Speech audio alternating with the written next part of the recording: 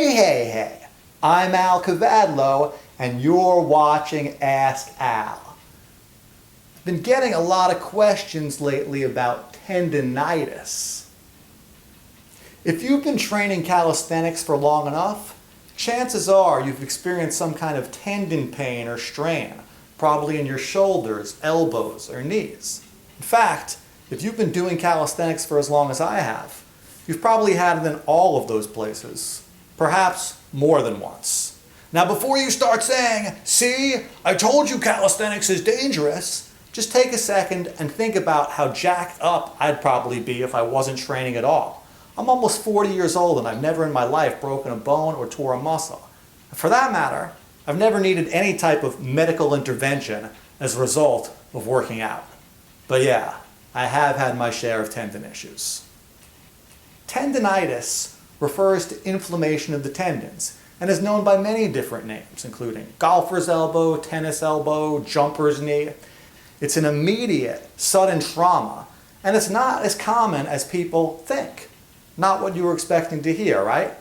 That burning sensation in your elbow when you pick up a gallon of milk or when you open a window, it's much more likely to be caused by tendinosis, which is the gradual degradation of the tendon due to continuous overuse. And though the medical condition known as tendinitis usually requires nothing more than a few weeks of rest, tendinosis can be a bit more complicated to manage. And that's what I want to talk to you about in this video.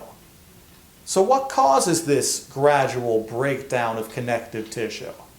The problem is that your tendons don't have as ample a blood supply as your muscles do. That's why you get a pump in your muscles when you train, but not in your tendons. It's also why your tendons take longer to recover between training sessions.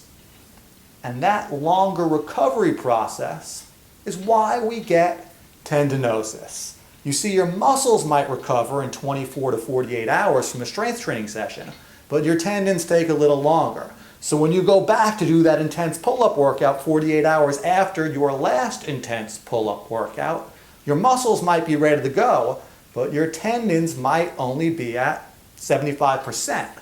Now, over a few months or years of this, especially if you're ignoring the early warning signs, you get to a point where you are in pain. So obviously the best solution is to be careful enough to not have this happen in the first place. But if it's already too late for that, then let's talk about a few ways that you could potentially mitigate this problem. Sometimes the solution is simply to take a few days or a few weeks off from training. If you're still relatively young and/or the condition is not very severe, that might be all that's required. Now just be careful that when you start back up, you take a bit more rest between those intense training sessions. Heat can be helpful, whether in the form of a hot tub, sauna, or heating pad. The idea is that heat promotes circulation, which promotes healing. Heat is helpful for some, but for others cold works even better, whether in the form of cold showers, ice baths, or ice packs. The healing powers of the cold are undeniable. Your diet can also affect tendinitis.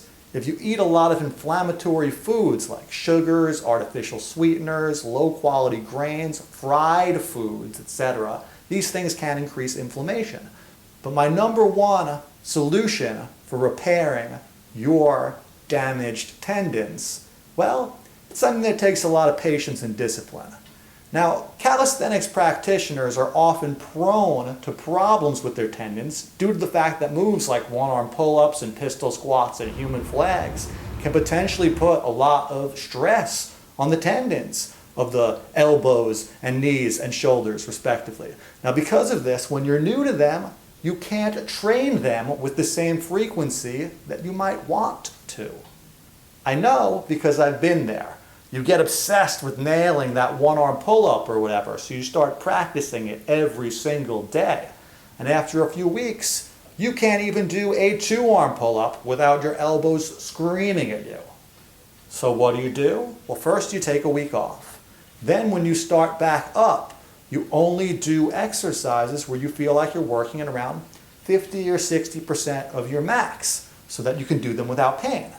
Then you do lots and lots of reps of them to get the blood pumping into your connective tissue. So say you can't do pull-ups because it hurts your elbow, but you can do Aussie pull-ups, then you do Aussies. If you can't do Aussies, well then try them at a higher angle. If pistol squats are hurting your knees, but you can do body weight squats on 2 legs with no problem, then guess what? You're going to be doing a lot of 2-legged body weight squats to get that blood flowing. The key to longevity is to strive for slow and steady progress over the long haul, while swapping between periods of higher intensity and lower intensity training.